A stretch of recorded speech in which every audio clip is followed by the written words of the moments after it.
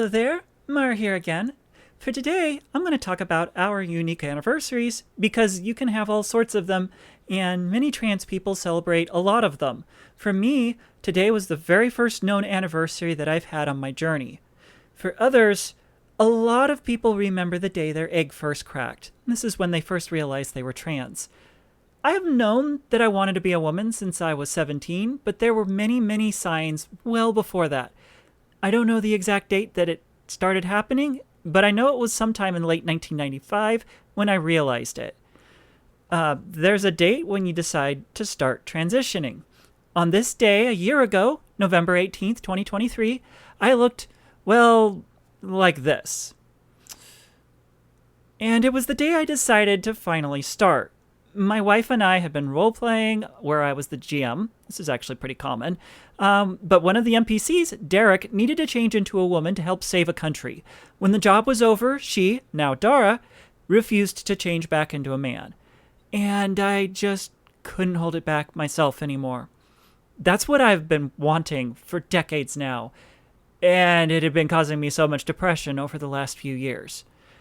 After our session, I told my wife that I needed to talk about something serious, potentially life-changing, and she joked that I wanted a child. We never wanted children. In fact, I've been snipped, so this couldn't even possibly have happened. But she knows me and guessed right away that it was because of Dara and that I wanted to transition myself. I said, I really wished I could, but I knew I would make a really ugly girl. She countered this by saying she thought I could make a cute girl. Well, I don't think I've hit the cute girl phase yet, but I've been working on it in earnest ever since. Another special day is when you start taking HRT, or hormones. This was January 25th, 2024 for me, so it's almost been 10 months. Yes, it took that long for me to get started, from November 18th to January 25th.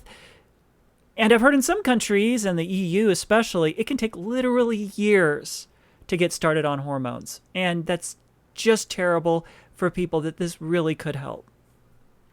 There's also the first day that you went out in public in your preferred gender. That was March 1st for me this year.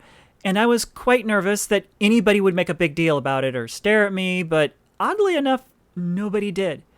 I took this photo of me in girl mode at Fred Meyer, looking scared, or more scared than I actually was. Kind of silly looking now. It doesn't even look like me. Anyways, there's also the first day you decide to go full time. This happens at various phases for different people.